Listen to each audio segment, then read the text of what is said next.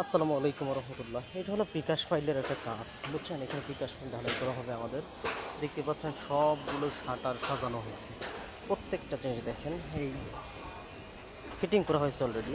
এখন এইখানে কিছু মজার বিষয় আছে, এখানে কিছু গুরুত্বপূর্ণ বিষয় আছে যেগুলো আমাদের যারা দায়িত্বে থাকি তারা এগুলো প্রত্যেকটা ভালো করে মনিটরিং করা ওটা উচিত।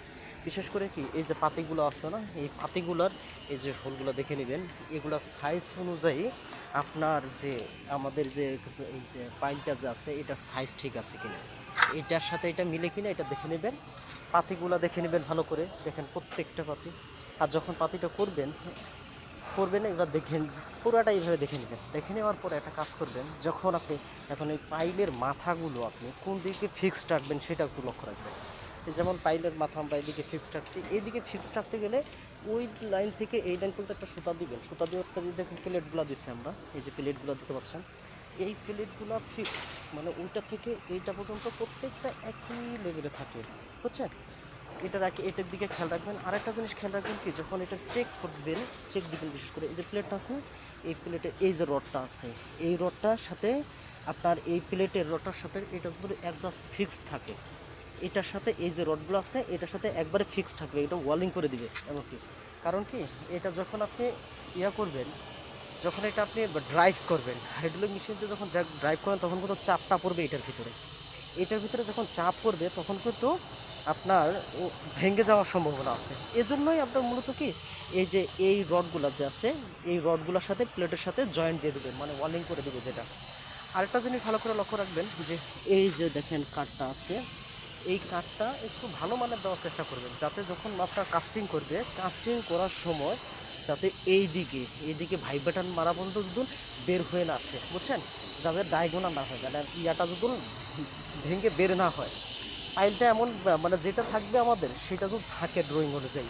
আর যখনই ওইটা দুর্বল দিলে কী হবে, তখন দেখবেন যে ভাইব্রেটর মারবে বা চাপ দেওয়ার কারণে পাইলটা বের হয়ে যাবে।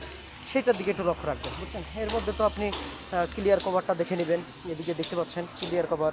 আর প্লেটগুলোও দেখবেন, প্রত্যেকটা সাইজ হিসেবে প্লেটগুলো দেখে নেবেন, বুঝছেন। আর এই যে দেখেন এই পাতিগুলাই কিন্তু ম্যাক্সিমাম সময় একটা ঝামেলা হয়। আমরা প্র্যাকটিক্যালে যেহেতু কাজ করি দেখি তো, মানে দেখার মধ্যে কি এই যে প্লেটটা এই হোলটা একটা মিলাইলে পরবর্তীতে এই গ্যাসটা মিলাইতে পারলেও পরবর্তীতে কাস্টিং যে করবেন আপনি ওই যে সেকেন্ড টাইমে এইটার সাথে আবার মিলবে না, বুঝতে পারছেন। ওইটার সাথে মেলার জন্য অসুবিধা হয়ে যাবে।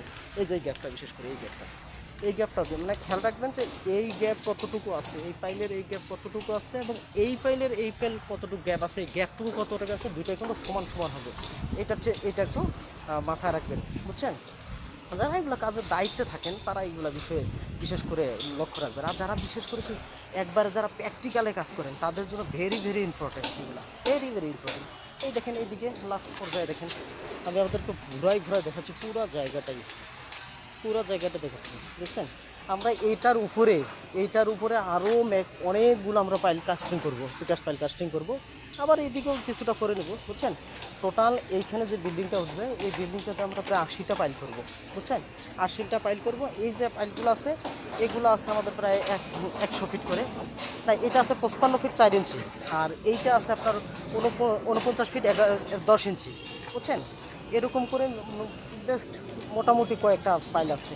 এই পাইলগুলো করার আগে কি এটা ভিডিওটা করার কারণে এই জন্যই যাতে কাজগুলো করতে সুবিধা হয়, বুঝছেন, বোঝার জন্য, মানে কাজগুলো যত সুবিধা হয় এর জন্য মূলত ভিডিওটা করা। যারা বেশি সাবকন্ট্রাক্টরে কাজ করেন তারাও এগুলো দেখে নেবেন, এগুলো দেখে নিলে কি বুঝতে অসুবিধা হবে বা কাজটা করতে সুবিধা হবে। আশা করি আমার কথাগুলো বুঝতে পারছেন। সবাই ভালো থাকবেন, সুস্থ থাকবেন। আসসালামু আলাইকুম রহমতুল্লাহ।